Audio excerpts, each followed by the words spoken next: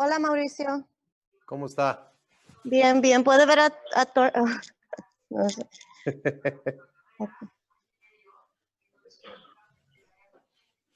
Hi, James. Hello, James, Ernesto. Hola, buenos días. ¿Cómo estamos? Hola, Ernesto. Buenos días. Good morning, everyone. Morning. Good morning. So we have a few friends. Very happy to see. Thank you for joining us. How are you, Lance? How are you, my friend? Real good. How are you, Mauricio? Fine, fine. Thank you. Congratulations on the convention. I heard it was a great success.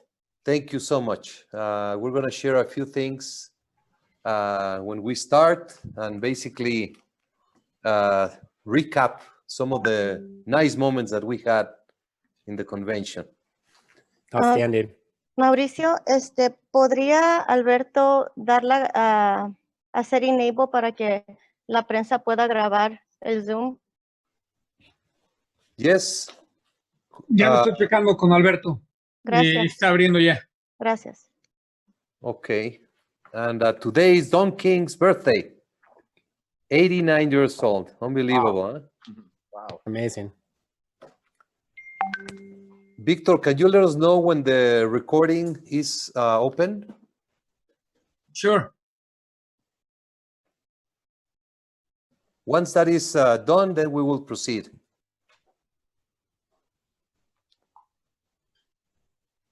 We have Lance, we have Andy Purewell, Michelle. Hello, Michelle Joy Phillips. Hi, How are you? I'm good. How are you? Fine, fine, thank you. We have Ruby Limon, Terrell Fightview, Paulina, Gabriel, Nancy. Ahorita se va a conectar Javier Cubedo. Okay.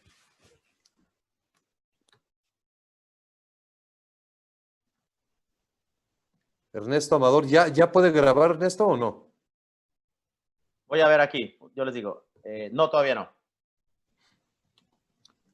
Gabriel, who can take care of this, please?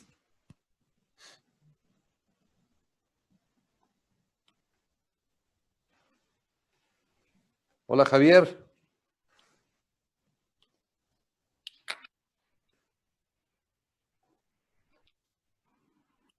Hola, Javier. Hola, buenos días. ¿Qué tal? ¿Cómo están todos? Muy bien, muy bien. Gusto saludarte, Javier Cubedo. Mauricio, gusto en saludarte.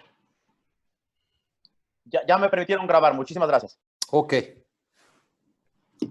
So we will start in 1 minute, okay? Michelle, Okay. are you able to record now? No. It still says, when I go to record, it says, please request record permission from the meeting host. Gabriel, ¿me escuchas, Gabriel?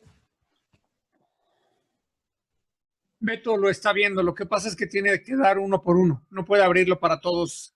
No lo permite el sistema.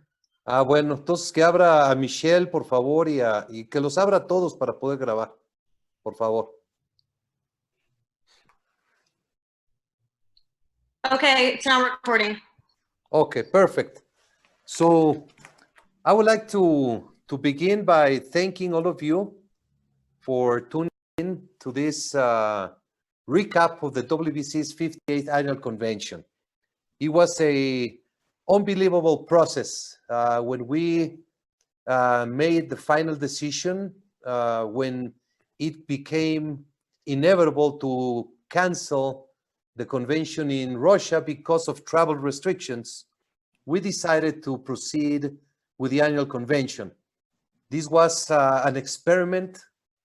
We took many hours to look for the technology and for the possibilities of making a convention in which we could accomplish our goals. We needed to make everyone feel as if they were present. It was a very nice, heartwarming experience to have accomplished success.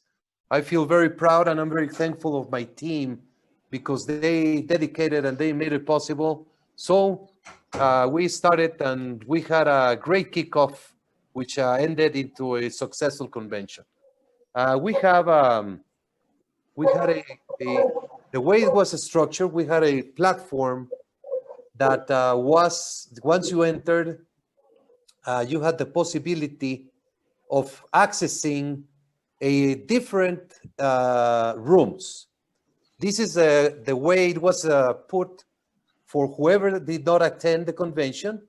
Once you entered your access code, you had the possibility of going into the WBC talks, going to the workshops. We had two different rooms for workshops.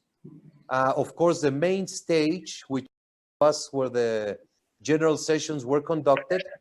And also we had a press room, which had champions and trainers and managers interact live with the media and the fans. This page is still up for one more week. Whoever wants to enter and visit and see the events which happened, that's still a possibility. We had tremendous results. If we can go to the results presentation, we had 5,020. Hello, Cynthia. Hi, good morning, guys. We had 5,520, I believe, registered at 540 attendees from 123 countries. If we can go to the next. We had 250 champions interact, 280, interact directly and indirectly through the convention, either by WBC talks, by events, by being in the meetings, by being in the media room. And as you can see, Tyson Fury, Oscar de la Hoya, Canelo, everyone from the boxing world had to do with our convention, which I'm very happy and proud of that. Next. As I mentioned, we had 17 talk shows, which was the WBC Talks, 26 press room conferences, and 30 meetings overall during this 4-day convention. So in order to present what the recap. David, how are you? I'm sorry? Fine, and you? How's everything in Chicago? It's moving or it's getting worse? Michelle, can you please silence your microphone or invite us to your conversation, either way.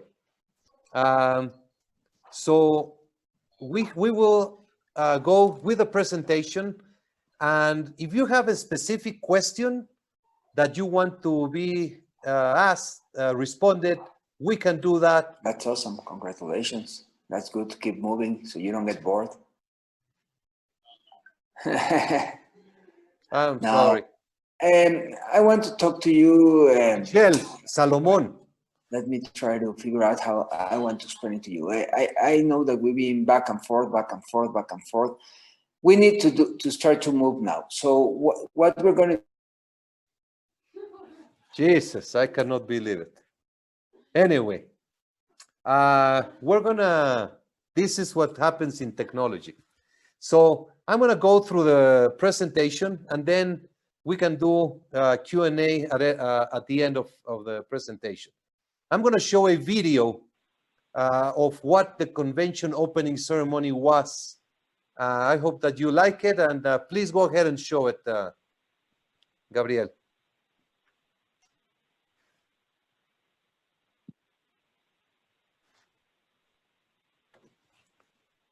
There's no sound.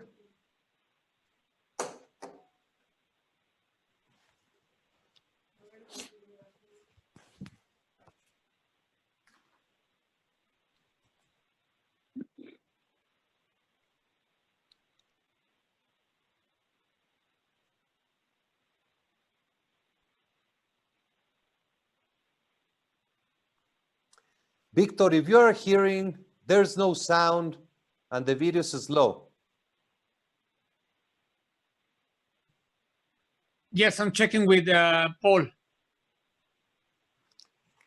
I'm so happy this didn't happen at the convention.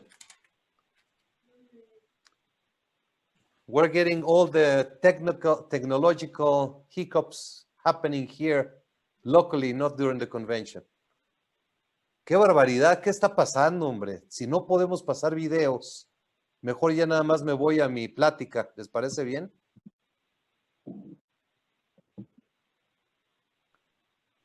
Anyway, we're going to check if the video is being able to play.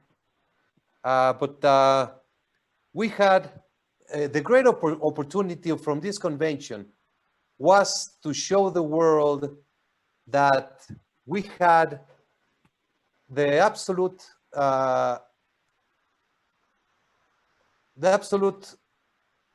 transparency to have everyone join the convention, to see what happens in the ratings meeting, in the mandatories meeting, in everything that that transpires during a convention in presence. There's no closed door meetings, no agreements, nothing that could be considered as people would think that the decisions are made in behind closed doors. So we had the opportunity to give to the world the convention to see. I was fortunate to have been re-elected as president of the WBC. The 9 continental federations and the board of governors have put the trust in my person to run the WBC for 4 years, and I'm very honored and very committed to make my best effort to continue making boxing safer and better for everyone. We had a variety of sessions which are mandatory to hold during a convention. Most importantly, of course, are the ratings and the mandatory sessions in which we review the whole year, and every division is reviewed, and the mandatory status of each division is confirmed. In the heavyweight division, we had the confirmation, the winner of our champion Tyson Fury against Deontay Wilder will face Dillian White if he wins his fight this Saturday against Povetkin. That was discussed. All promoters were present, and that is the WBC ruling. The winner of Wilder and Fury fights Dillian White if he wins without any intervening bouts. The other division that had a great surprise, because in the super middleweight division, we did all the rulings that were consistent with last convention, but nobody ever thought that Benavidez was not going to make weight. So Benavidez didn't make weight. He won the fight against Angulo, and the title became vacant. So we had Avni Yildirim, who has been the mandatory for 18 months and had taken a step aside to permit Benavidez Angulo. He's confirmed as the co-challenger for the vacant title.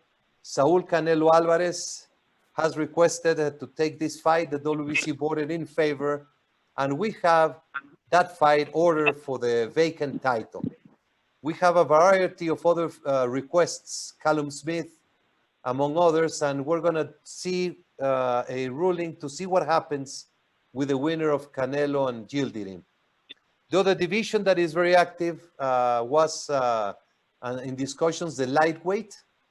The WBC has confirmed the fights that are going to take place, which is we have Lomachenko fighting against Teofimo Lopez, October 17, in a unification bout for all the belts, which is sensational. We have Devin Haney granted a voluntary defense. Ryan Garcia will face Luke Campbell for the interim title, and the immediate fight against Haney as a mandatory once those fights take place. Javier Fortuna is trying to finalize and continue the fight on the 29th. We don't have any details yet. So every single division was reviewed and voted on, and we sent out the press release as we always do, and anyone can have access in case they need something. We had more than 40, if you can leave that, that picture back, we had more than 40 promoters present, which was very nice. It was great to see. They all were very respectful to the process. There was much participation, and I was very happy to see that the boxing industry came together during the convention. The other topic that is of great importance is the ring officials. We had the seminars for judges and referees. Victor, are we able to play videos or no?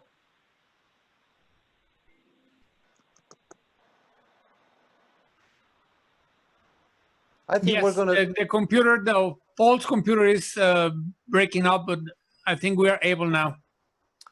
Okay, try to put the WBC University video, which is a platform that we have worked on 2 years with University, Liber Cuare University. We have produced sensational materials, and now we have a system where we can train and we can certify ring officials, doctors, nutritionists, trainers, etc. So please enjoy this video.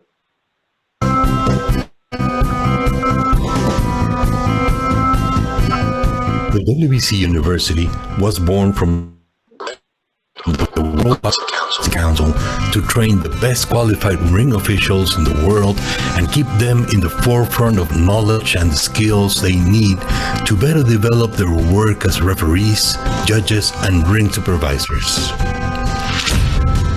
WBC University is an initiative of the World Boxing Council in alliance with Liber Cuare University that aims to professionalize the main actors involved in boxing. The online courses are created based on WBC ring officials' new guidelines to provide academic information on several topics such as boxing referee, boxing judge, ring supervisor, boxing trainer, and nutrition and weight management.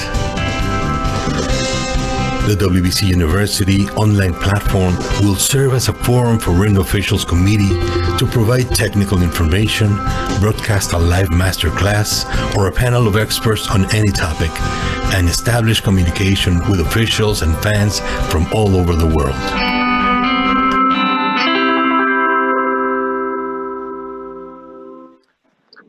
The WBC is working very hard with the ring officials to implement a few variations and to improve what the judges and the referees mechanics and performance. The top priority is uniformity. Once you achieve the training for the official to have a uniform set of guidelines, then you are in a much important position to make sure that justice prevails in the judging of fights. We have, my father had a vision since 2010. He tried to develop a system, a tablet, to be used by the judges, in which you would not only have a quantitative result, but also a qualitative result. I don't know if Victor has a tablet there that he can show, but basically what the new training for judges includes judging each round, not only 10-9, which is the majority of the rounds, but also how close was that round? 10-9, close. That's a tablet that we had for 10 years ago or a little bit more. So this was designed so the the winner of the round, the judge would press a button which is even if it was a close round, that which is equivalent to 10-10, or if he won the round very slight, clear, or it was a beating. Then you had some buttons for the knockdowns and the fouls, etc., etc. This was the initial concept. And now we landed to, if you can put the other slide, please. What we do in the remote scoring application, the judges score the round. They put the score for the fighter, 10-9, but then they also have to press a button signaling if it was close, moderate, decisive, or extreme decisive. So if a judge scores a 10-8 round without a knockdown, he will be putting the extreme decisive qualification. This is giving a very good opportunity for the training of the judges, because the concentration has improved tremendously.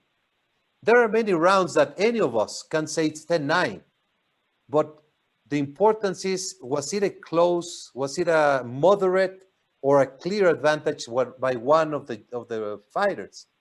When you see a round scored and you see 10-9 for Cynthia, but you have 10-9 close, and Javier Cubedo scores, instead of 10-9 close, he scores 10-9 close for the other fighter. Well, there's a 1 degree separation, which clearly indicates that was a very close round, difficult to score. But if one judge goes 10-9 decisive for Cynthia, the other judge goes 10-9 decisive for Javier, that's a 6 degree separation. And there's a problem right there in one of those two judges. We will be talking very much about this, because this is going to lead to the new thinking of the judges eventually. We are working on the remote scoring diligently. Remote scoring gives you... no estás cortando mi pino. Leo, Benatar, ¿le puedo pedir un favor si pone su micrófono en silencio? Muchas gracias. So when you have a remote scoring, what it's doing, it's evaluating officials, it's training them, but now it's also an opportunity to support promoters and boxing commissions when there are limitations on the amount of persons that can be present in an event in order to host it due to the COVID-19 restrictions. We have done many fights from Las Vegas, Mexico, Michoacán, and a few other countries remotely. And this weekend is going to be a great experiment. Tomorrow, Friday, we're going to have the fight that is taking place in Hermosillo, Mexico. It's going to be aired. Okay. A little bit late, but we have the chart here. So if you see from Shakur Stevenson, Felix Caraballo fight, if we go to round 3, you see one judge 10-9. All the judges gave it a 10-9. Okay? But one gave it with the moderate, then the other one with the decisive, one with the close, moderate and decisive. So between them, they know that Shakur Stevenson won the round, but they are not certain. They're not in agreement if it was a close, decisive, or moderate. Whoever has questions about this and would like to have a little bit training, we would love to do a session with the press. So I was talking about the remote scoring. This Friday, we're going to have a show in Mexico. It's going to be shown in ESPN Knockout. And we're going to do remote scoring in addition to the official judges who will be in this card. But also, these judges are going to be situated in platforms so they can have a great view of the ring. One of the things that we have all known, when you are ringside, the judge is right next in the ring. He has to look upwards. The referee gets in the obstruction of the vision, and many times the action takes place in different sides of the ring, which is not necessarily the best vision for the ring official. We're trying to see different options to position the judges in a special platform so they can see, just like in tennis. In tennis, you see how the judge is in a very high chair and he can perfectly see the whole court. So this is another experiment we're working on. We will have remote scoring Friday in Hermosillo, Saturday from the Dillian White, Povetkin, and Persoon Taylor rematch. We're going to have remote scoring for that fight as well. And Saturday night from Las Vegas on the ESPN show. So we're going to have a pool of officials score those bouts, and we're going to release round by round the remote scoring judges' scores to see, create fan interaction and to have media interaction as well, because some of you in the media world also like to score round by round. So this is something that's going to build into something. These are unofficial scores. It has the only intention to open the transparency of boxing and to get interaction between the fans and the media with the ring officials that are trained and are not just fans. On the referees training, we had a sensational session. We had Jane 80, Frank Garza, Hector Afu, and Ed Colantes participating. And we had many examples of complicated situations in the ring. And we began with Jane 80. So he made a mistake. It was shown on the video. And he was very happy to recognize and to share what happened to him, how it should have been handled properly. So it was a very good interaction. These actions are not pretended to criticize any single official, but most importantly, the intention is to have their expertise to say exactly what it should be and how it should have been performed, and to teach others that they can themselves be found in difficult situations when they do a fight anywhere in the world. The next topic that was of great success, we had an amateur boxing panel, and the WBC has confirmed the creation of the WBC Amateur Federation. We have the presentation from many members of amateur world around different countries. We had the USA Boxing, we had Canada Boxing present. Greg Serve was a member of the panel. We had Miguel de Pablos from Spain, Joel Campuzano from Illinois, Bert Wells from and Joe Sanders from the USA. So South America, Marquez and Arienti. So we have a great plan of action for 2021 for the protection of our sport in the amateur field. Next, we had also women boxing. We spoke about women boxing and the work that the WBC will continue to do. And we have unified the belt.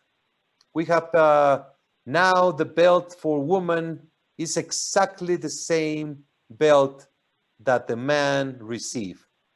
And this is just a ratification of our continuous support for the equality. Back in 2004, the belt that was created when we started sanctioning women's fights was smaller and had a very nice flower like in the leather, had some pink. But women themselves, they demanded that they wanted the big belt, the real one. And starting this year, there is no longer the word female, which was in the other belts in the past. Now it's a world champion, and we're very proud of our woman. The power of woman is there. And as we can see, we had Harper Jonas, August 7. Then we had Cecilia Bracos against McCaskill last weekend. And just this Saturday, Persoon against Taylor. So women are showing how important they are for the sport. We also discussed, Don Majeski brought a petition to have a new division between the cruiserweight and the heavyweights. We are looking into it. We appointed Tony Bello to look into this, talk to fighters, talk to promoters. We're going to talk to the boxing industry to really look into the merits of adding a new weight category. The claim is that the heavyweights are very big. We have Tyson Fury at 270, Joshua around that weight. And then you have fighters that are naturally in the 200s, 210 weight. And that's why there's a proposal to create a new weight category that goes from 200 pounds to 225. The heavyweight will remain as the largest. There's no change in the name. There might be an intermediate division, and we will be addressing that. We have actions that we reviewed. What has happened during the pandemic? The WBC has been very active in keeping the world together, the sports, the boxing world together through many actions. I don't know if we can show the video, Victor, acciones.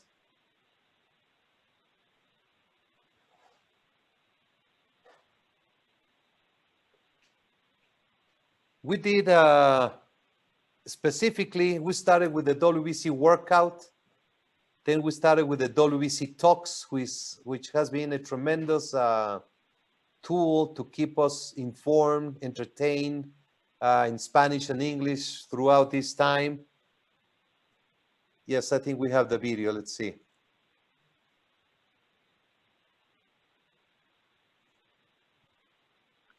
We created the Heroes for Humanity proposal, an activity that touched the hearts of many from around the world. And during the convention, we had two very special awards. The hero, okay, here's the video. The WBC has dedicated its worldwide platform not only to sports, but to global outreach. We are a cloak of many colors, religions, races, and ethnicities, and our goal is to empower those who are in need and inspire our community. The WBC honors those who are world champions, as well as those who are champions of the world. Here are some of the programs, and we are grateful for all who participate. WBC Cares is the umbrella under which WBC philanthropy programs thrive. Fueled by compassionate volunteers, inspiring and aiding the community. Guided by Jose and Mauricio Sulaiman, chaired by Jill Diamond, and Christian Mansour, co-chairman. In a partnership short of a miracle, the WBC has joined with the Pope's Foundation Escolas Ocurrentes to build better young lives through boxing. Heralded by Mauricio and Hector Sulaiman, we reach out to the most difficult areas and bring wisdom, encouragement, and respect. Heroes of Humanity Global is to honor those who put their lives on the line for ours, performed heroic deeds, and made a perceivable difference during this pandemic. We applaud their courage and determination and honor them with recognition. Heroes of Humanity honor those Mexican citizens whose spirit and dedication have helped their countrymen during this horrible pandemic. The Jose Sulaiman Fund gives to the needy members of our community. Managed by an outside foundation, it is one of the most highly minded and helpful actions, bringing dignity to our fallen heroes. The COVID Food Fund helps supply needed food and sustenance to the boxers who have suffered greatly during this pandemic. It has saved many from starvation and malnutrition. Mental Health Task Force, under the USA Congress, is headed by Representative Grace Napolitano, which is one of the most important partnerships we have. It focuses on anti-bullying, anti-drugs, teen suicide, as well as all brain illness. Unity for Peace brought our WBC champions together, making a strong, positive statement in response to the unforgivable racism exhibited around the world. We are a proudly diverse sport and united by peace and love. BoxVal stands for the values we learn in boxing: respect, sportsmanship, and diversity. We consider it our most important teaching tool as it represents the WBC's ideology. WBC Talks was created to keep our community together and safe during these isolating times. We reach out with important members of our boxing world and keep the flow of love and information going. The Sulaiman Award was to honor Sulaiman, a young brilliant fighter who lost his battle to cancer. Many courageous boxers with strong, inspiring character submitted their stories, and the one most like Sulaiman's was awarded the prize by Sulaiman Promotions.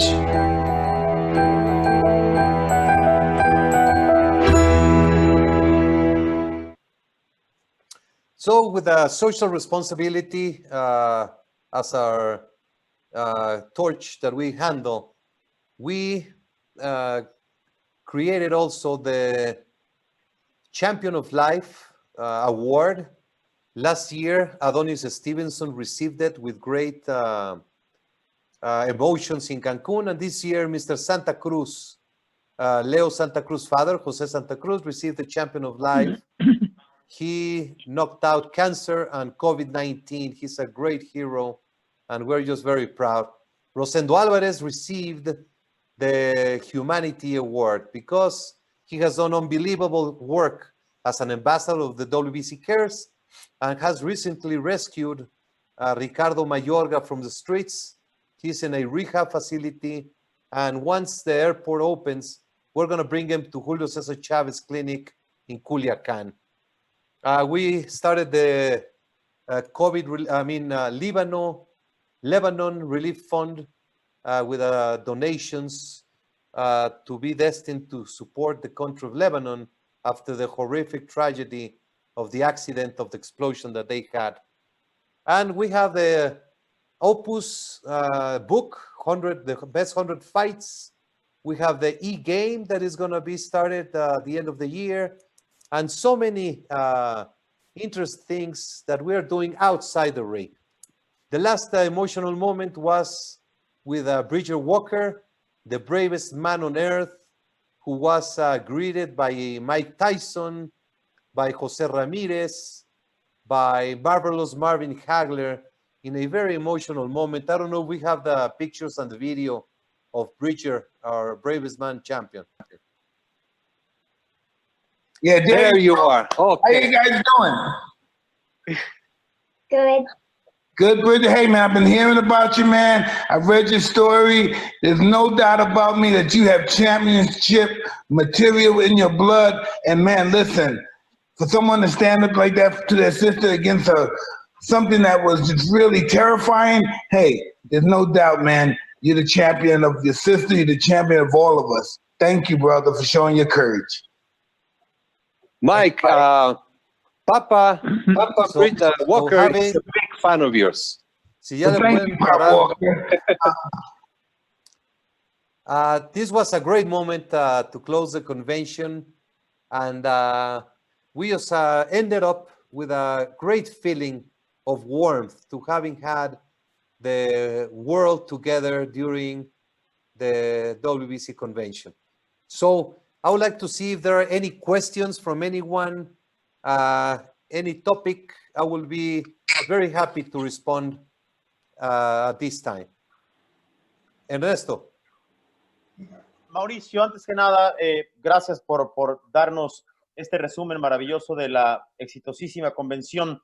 Dos tópicos, por favor. El primero de ellos, me parece que, como decimos en México, quizá con malas intenciones, ha habido comentarios muy fuertes acerca de esta pelea entre Yildirim y Canelo, y quisiera que nos explicaras un poco, y sobre todo explicar a la gente que no está enterada de boxeo, para que sepan lo que sucede con esto. Y lo otro, me sorprendió del Heraldo, los números que estabas virtiendo en esa columna, en donde son sorprendentes. Si pudieras extenderte un poco en lo que significan estos números, que son muy altos, de la gente que atendió a la convención. Gracias, Ernesto. I'm going to do this in Spanish and English. The question is to respond about the critics about Yildirim Alvarez that have been seen in some of the networks. And the other question is about the convention. So, la respuesta, Ernesto, Avni Yildirim ha sido retador oficial por mucho tiempo. Y milagrosamente, al momento, antes de esto, nadie había dicho una palabra acerca de Yildirim. Ahora que entra el nombre del Canelo, ahora resulta que es un bulto y que eso no tiene los merecimientos para pelear por el título. Yo le invitaría a todos aquellos que han criticado a Yildirim que lo estudien, que vean la pelea contra Dirrell para que vean qué clase de boxeadores. Me apena que nadie haya mencionado en 2 años su nombre con alguna objeción del por qué está ahí, pero ahora resulta que ya entra el nombre del Canelo dentro de la fórmula y ahora sí ya es un problema. Canelo Álvarez es el campeón franquicia, eso le da derechos y atributos a solicitar y a tener el primer pase directo para disputar cualquier campeonato. Eso ha sido también claro por 2 años. Entonces es una gran pelea, estoy muy contento, muy motivado y será un evento muy especial. Avni Yildirim has been the mandatory contender of the division ever since he lost with Dirrell. The fight with Dirrell was controversial.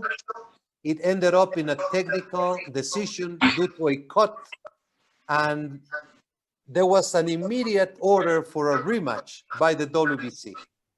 And nobody ever objected Yildirim's position until today. Why? Because the name of Canelo Alvarez is now into the mix. I would invite anyone who has any objections on Yildirim to watch the fight against Dirrell, and that way you can see the level of fighter that he is. I'm a little bit surprised, but I invite anyone to study a little bit more the facts because there are concerns that are not founded. Canelo Alvarez, as a franchise champion, has had, and it has been always transparent and clear that he has direct pass to request a WBC championship. That has been also clear since the inception of the franchise designation. So this fight, Yildirim Canelo Alvarez, is a very good fight for the WBC championship. And I invite anyone who has concerns just to start communicating and we can talk about it. But the facts are clear and everything has been transparent for the past 2 years.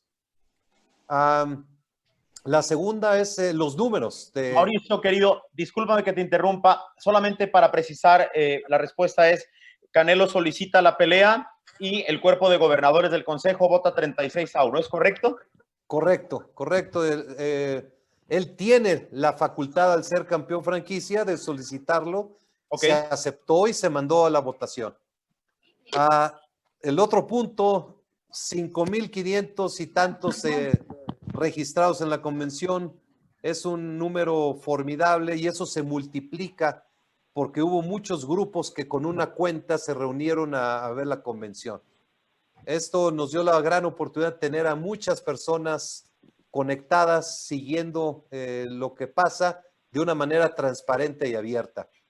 Ernesto asked about the numbers of the attendees that we had, which is outstanding, almost 600, almost 6,000. And if you multiply that number by those who were in rooms together, for example, several boxing commissions in Europe gather together in their headquarters to participate openly in the convention. So it was a great success and the opportunity to show to the world how they are run in an open and democratic manner. Gracias, Ernesto. Muchísimas gracias, Mauricio. Yes, Cynthia.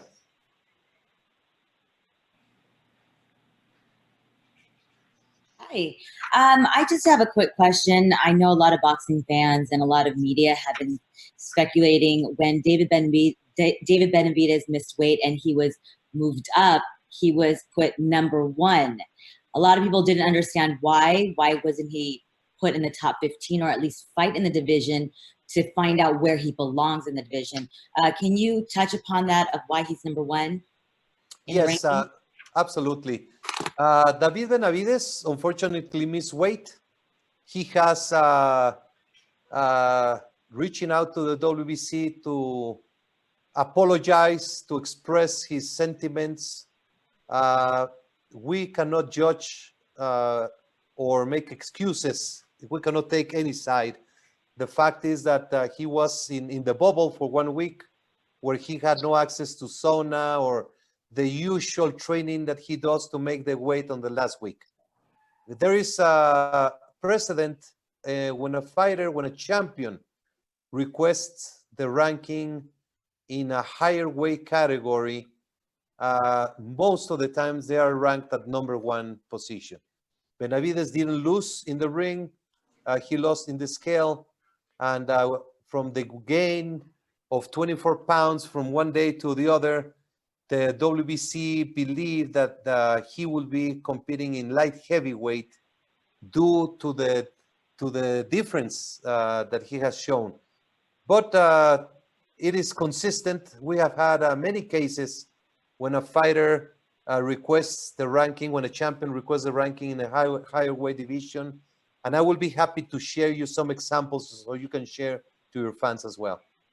I read that his father, his senior said that it's not definite that David is going to be moving up. They're going to be hiring a nutritionist so he possibly can stay at super middleweight, knowing that it is a dangerous, what he's going through for weight, to cut weight. And given it's pandemic, we don't know when this will lift.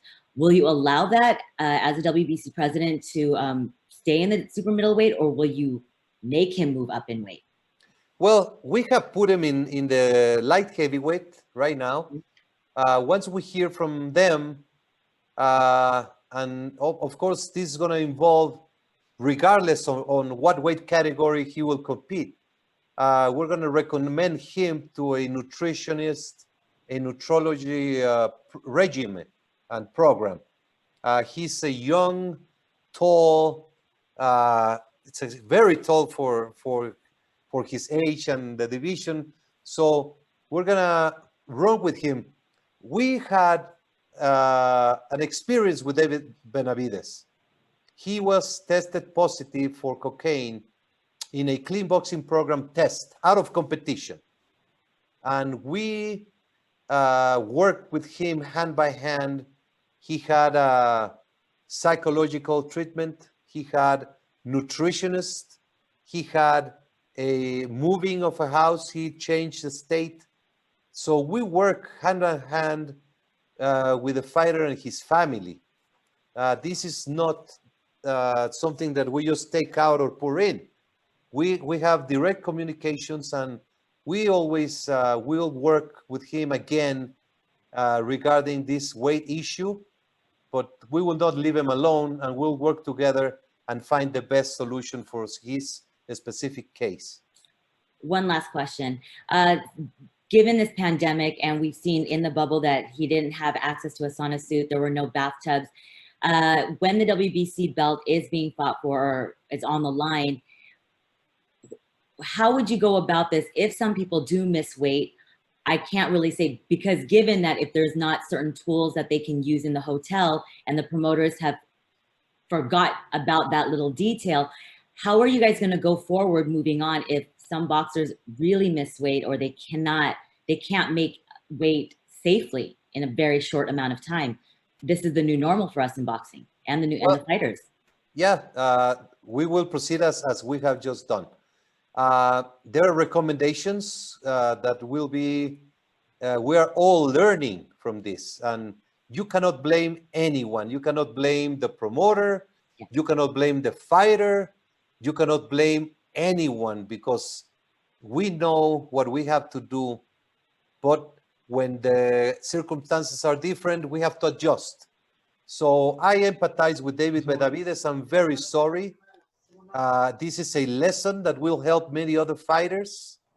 If you have a fight in 2 months, you better start knowing and being careful about your weight today, not 15 days or the day of the week of the fight.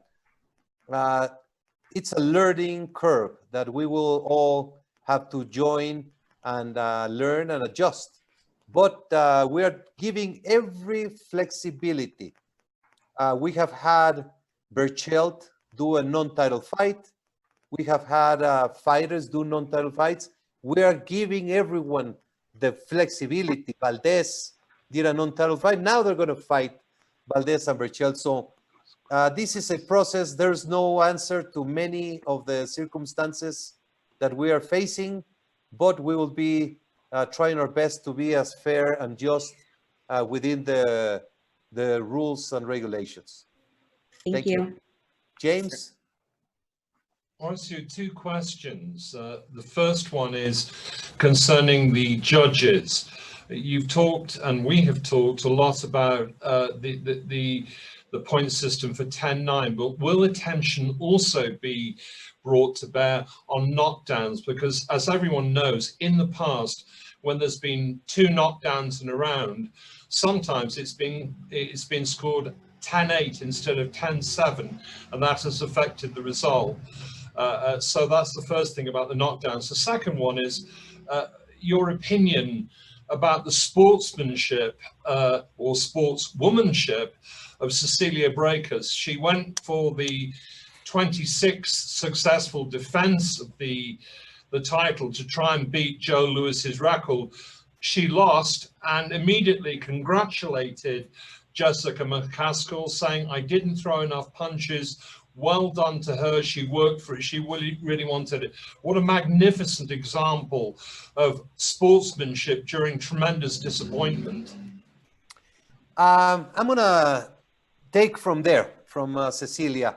She is an example for everyone on every single aspect. I was so humbled to see how she took defeat in a grand way.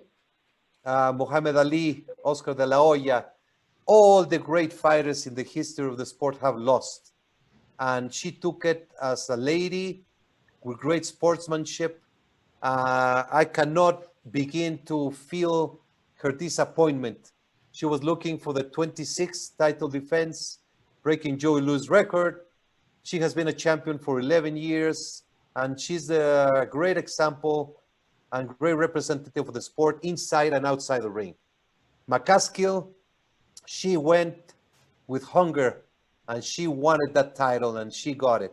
So it's a great news for boxing.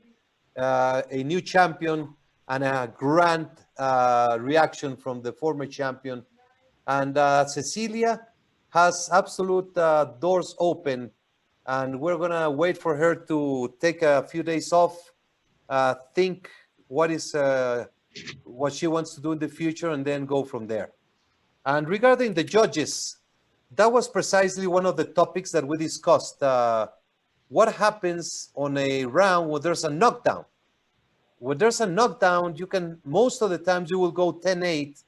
That's the way it is naturally written in the guidelines. But you have to consider what happens before and after the knockdown. You can have a round go 10-7 with one knockdown, or you can have a round go 10-9 or even 10-10 with a knockdown. It is just a matter of the judge to be fully trained to score the whole 3 minutes of the round with the specific criteria of the damage that the punches create on the effective aggressiveness and the ring generalship. So it's a complex topic.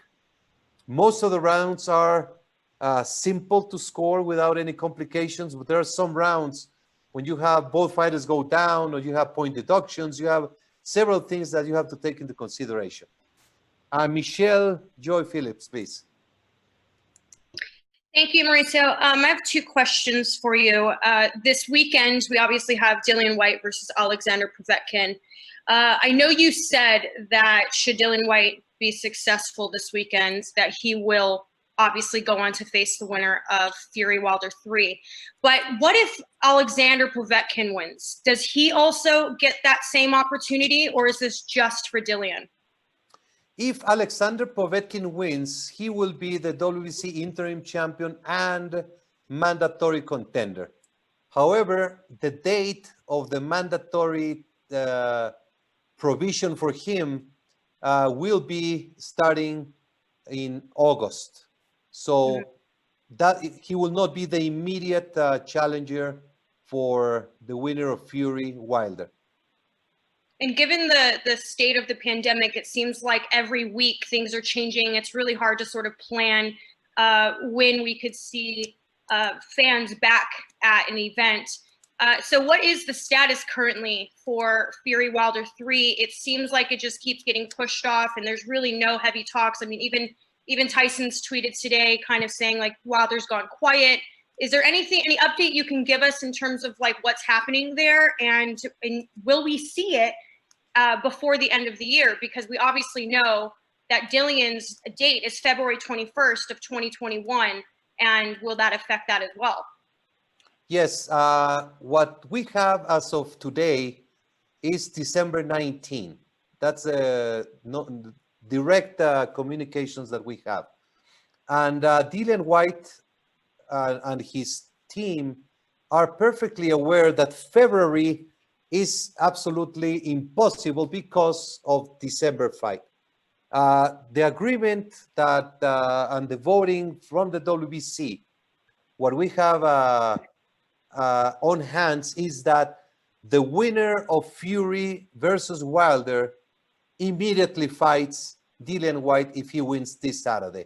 So the time of February is not a concern any longer.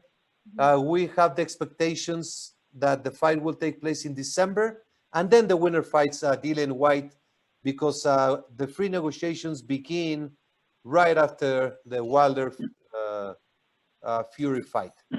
Okay, sorry, I have one more if you don't mind. Sure. Just your opinion on DAZN sort of putting it out there, or there's been sources saying that DAZN is rejecting Canelo versus Yildirim.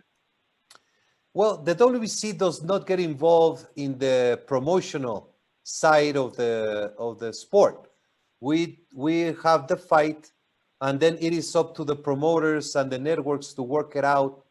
If there is no agreement, then a purse bid takes place. Okay, thank you. Thank you. Are there any other questions? Mauricio, this is Lance. Yes. Hello, Lance. Hey, yes. hi, hello. So anyways, I think you're in a tough situation, I know, with Whyte and Fury, because you've made this promise to Dillian Whyte to get the winner of Fury and Wilder, but yet you've got this great new relationship with Tyson Fury. And he could potentially come to you after defeating Deontay Wilder and say, look, I've got this agreement in place for a doubleheader with Anthony Joshua, which, as you know, is Damn, that's my question. Is probably the biggest fight that the sport can produce at this point. So would you consider making Tyson Fury your franchise champion? That was my and question. Then allowing Dillian Whyte to get a title, fight for the heavyweight title, but, and allow Fury Joshua to proceed? The franchise designation was designed for fighters who move up and down in different weight categories. Right, I know. Yeah. That's one of the real clarities. I don't want to speculate. There is a lot of hype in many directions, and I love this because the heavyweight is back. Finally, we have heavyweight activity at the grand stage. Let's see what happens Saturday. Let's enjoy. Let's give Povetkin and Dillian Whyte their due time. It's the time to shine. Let's give Fury and Wilder the time to shine when they do the third fight. Let's not get overwhelmed with what if. Okay. So many things can happen from now until a certain period of time. I'm just enjoying the moment. And is that not a good way to resolve this, though?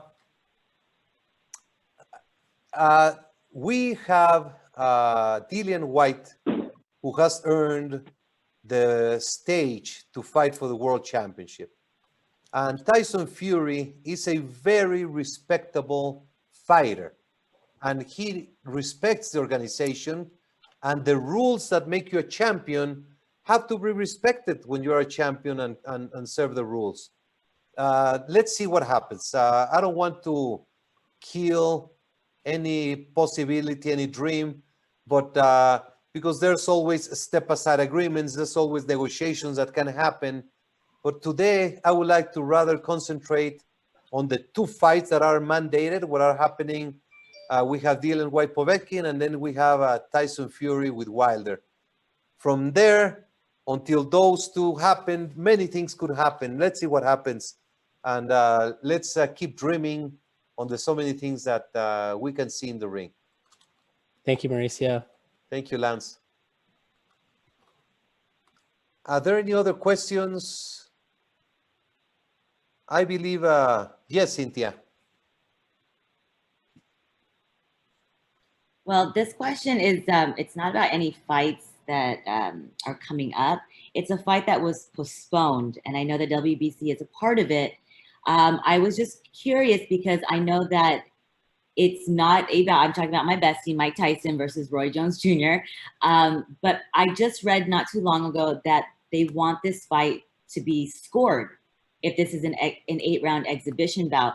So many people have asked me, and I'm a little confused, if it's an 8-round exhibition bout, why is there scoring? And if there's scoring, that means there's a possible outcome with a score. So what is it?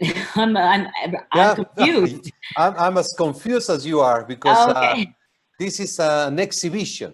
Yes. And when the exhibition, you know, everything started with social media. Social media is so powerful. Mike Tyson put out a 15-second video of him hitting the pads of a trainer. And he just went viral. Everybody saw that and got very excited. Because Mike Tyson, one of the greatest in the history of the sport, one of the most charismatic and powerful. And when they started playing with the idea of doing an exhibition for charity, how can you resist that? How can you go against the frontline battle when Mike Tyson wants to help the ones in need? Let me tell you, I met Mike Tyson when I was 17 years old. No, 16 years old. And ever since I met him, I have witnessed how he cares for others. I remember one day walking the streets of Mexico City. He was the greatest, you know, walking the street, and everybody wants to take pictures or autographs, but he put everyone aside and looked at a group of kids who were asking for money in the streets, poor kids. It was like 10 or 12 of them. So he went to them and said, hey guys, come with me. He walked with them, put them in a store and bought tennis shoes for every kid. And there was no cameras. It was not showing off. It was nothing. We went to Culiacan to see Julio Cesar Chavez, same thing. So Mike has a very soft heart. behind that monster in the ring is a beautiful human being. The WBC is very close to Mike Tyson, and we will support him in every single manner.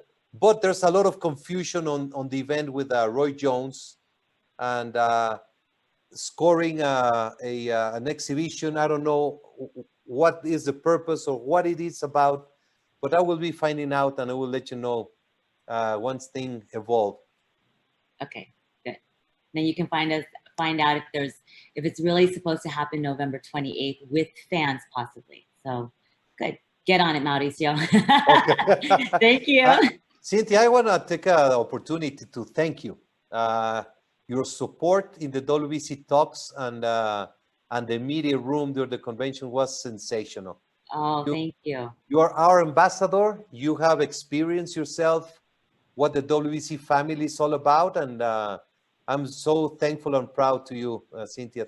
Thank you so much. Thank you. You know, I want to also commend Ernesto and Nancy for doing the interviews, because it was not easy. It was back to back, but honestly, that was the only way that we were able to talk to any fighter around the world via Zoom in the first ever virtual convention. So it was nice, and it was pleasant to just watch some of the other interviews. I didn't really understand some of it because it was a lot of it in Spanish, but it was really, really good. And I mean, kudos to everyone involved in this convention. You guys pulled it off in a very short amount of time. Technology was very difficult, but you guys did it.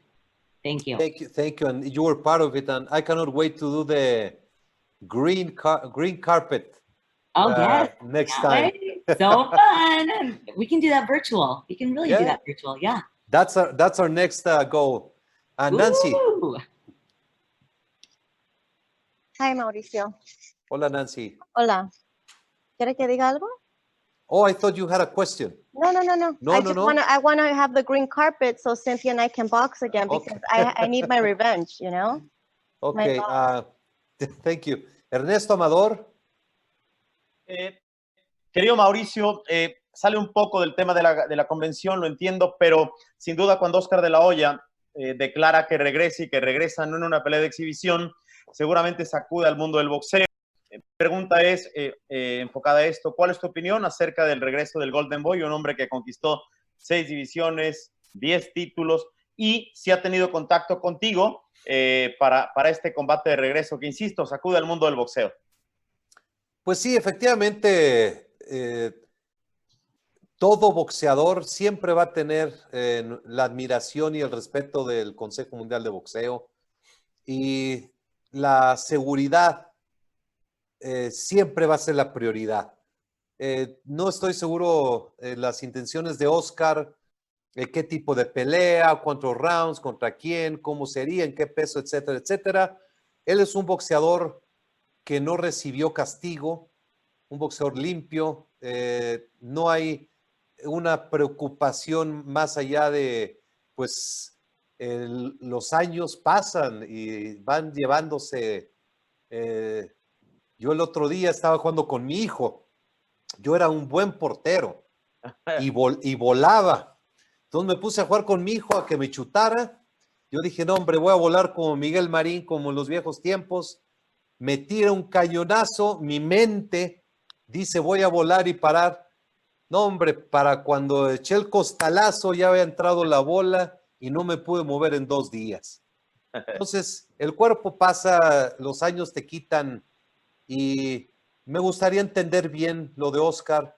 Sergio Maravilla Martínez va a pelear mañana. Hay un movimiento ahí, la pandemia nos trajo a todos ver recuerdos, sentir nostalgia, y nos está llevando a hacer cosas que antes hacíamos, pero el apoyo incondicional, vamos a ver de qué se trata. Fíjate, Mauricio, que rápidamente en artes marciales hay una categoría que se llama seniors. Efectivamente, gente que ya pasa cierta edad, no sé, sería ponerlo en la mesa, puede ser una no mala idea, decir, bueno, puedes competir ya en la categoría de seniors, gente que rebasa cierta edad y que ya no se avienta como el Superman Marín ni el Gato Marín. Sí, aquí el problema es que el boxeo no es un juego, no puedes jugar boxeo. No puedes jugar boxeo, pero sería algo bonito ponernos en esa categoría, sobre todo por lo que dices. Yo entiendo la edad y por mucho que haya logrado Oscar, hoy son 47 años y seguramente pesan. Así es. Ernesto, aprovecho para agradecerle a usted y a Nancy la ayuda con la convención. Fueron muy importantes para nosotros. Un placer, un honor, Mauricio, como siempre. Ernesto asked me about Oscar de la Hoya and his announcement of coming back to boxing. So I explained that the WBC is always in support of the fighters. Oscar is an icon who has written with golden letters so many episodes in the books of the story of boxing, the history of boxing. I would like to understand his intentions, when he wants to fight, against whom, how many rounds, what weight, etc. Because the support will always be there, but of course the safety of the fighters will always be the top priority. I was telling Ernesto I was a very good goalkeeper, and I used to fly like Miguel Marin. And a few days ago, my son said, let's play a little football, soccer. And so I was ready, and he shot the ball.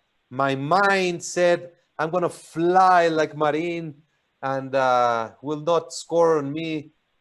My mind said that, but my body did different. I just dropped like a potato bag, and I could not move for 2 days. So we have intentions. Our mind says something, but the body takes a toll when the years pass. So I will talk to Oscar. I love Oscar de la Hoya. We'll see. I hope that he has a good intention. Maravilla Martinez is coming back. So there's this nostalgia that the pandemic has brought to all of us. We want to do what we enjoyed. We've been just so anxious to understand and to live again. Any other questions? Well, I don't see the screen, everybody, but I think there's no more questions. Mauricio, yo tengo una pregunta. Javier Cubedo. Primero que nada, I would like to congratulations.